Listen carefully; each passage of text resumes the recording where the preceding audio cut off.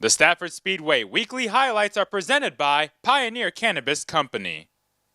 Green is out. We are underway. Cody and Daniel Chuck to lead the field at turn one. Cody gets the jump early into the first corner. Daniel Chuck trying to hold steady on the outside. The 69 car is in need of some good luck. It's been a rough month or two for that team, but so far so good. Cody out in front. A lap car ahead pulls that car to the inside of the racetrack in turn number 3, right in front of the leaders, and the leaders will spin in turn number 3, including Haidar. The point leader gets slammed by Downey. Paradise able to save it somehow in the 19 as the rest of the field is side by side in their rows of 2 up the back straightaway. Cindy has been able to pull away from the scene of her spin in turn number 4 as her brother goes by trying to battle for the race lead in car number 9. His goal was to get the most wins in the division this year, and he'll have that mark after tonight. Checkered flag is out. Win number 5 for Bobby Sturck III in the Street Stocks as he takes home the 20-lap feature. The field hits the box and we are underway in the late model 30-lap feature, and it's dead even at the line between Andrew Durand and Paul Verrecchio Jr., but Durand gets the jump into turn 1. Verrecchio sped up the racetrack and allowed Blake to look to the inside, and now Verrecchio is sideways and out of shape in front of the field in turn 1. And they're all gonna pile in, several of them. I see Kevin Gambacorda in the 23 involved. Daryl Keene's in it. Verrecchio to the outside, trouble front straightaway again, and is that Bennett in the outside wall? Yes, Bennett got pinched into the outside wall by Dwayne Knoll, who then spun down the track right in front of Mark Curtis. That all started when Knoll got hit from behind, it looked like, and spun to the right in front of Bennett, who quickly climbs out of the car.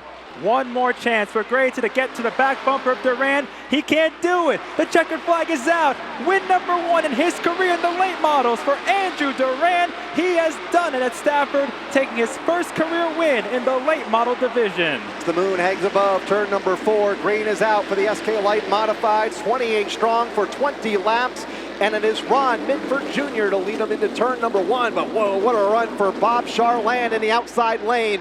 A host of momentum off of turn number 2 propels the 1 car to the front of the field. It's been a while since Derek Debus has last visited victory lane as he takes the 2nd spot away, that time by from Jason Chapman, and now goes for the race lead on Charland up the back straightaway, drag race to 3.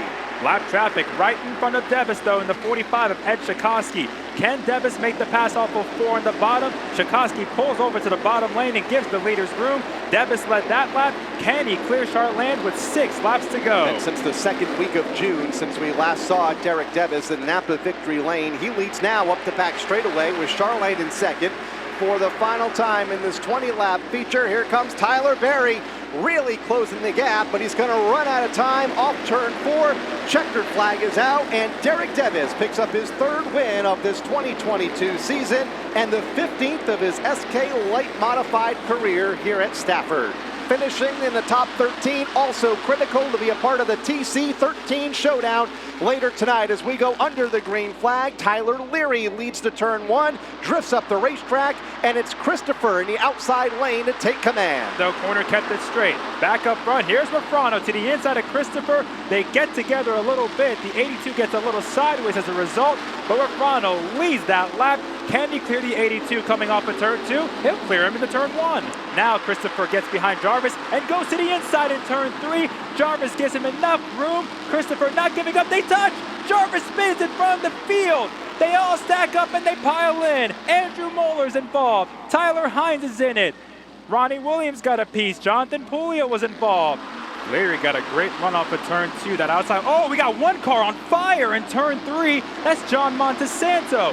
That car came aflame out of nowhere in the middle of 3 and 4. He comes to a stop up against the turn 4 wall. Seems to be really good entering turn 1.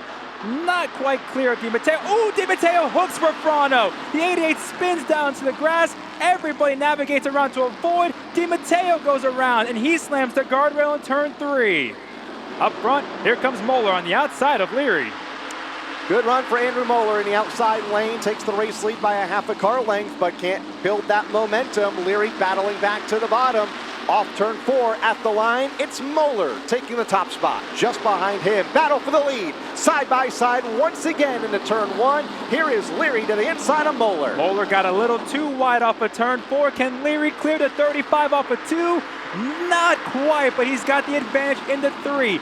Does he have enough? Can he hit the gas and get the momentum to clear the 35? Yes, he can. Tyler Leary to the front, 2 to go. Looking for his first career win to the inside. They get together at the front of the field. Tyler Leary gets turned from the lead to a spin. Tyler Leary is out of it with 2 laps to go after contact with Andrew Moeller, who gets the advantage going to turn 1. Moeller for a moment, but Pulio rolls the top really well off the corner. Pulio to the top spot. Looking for his first checkered flag off of turn number 4 here in the SK Modifieds.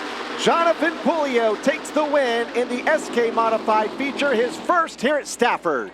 They're wrecking in turn 1. Keith Rocco gets nailed in the left rear after contact between Anthony Bello. Ari Jensic leads the field to the green flag, but Jay Clement gets the better jump into turn number 1. Gary Patnaud having a tough time coming up the speed further back in car number 22. He'll drop out of the top 5 as Jay Clement leads off of turn 2.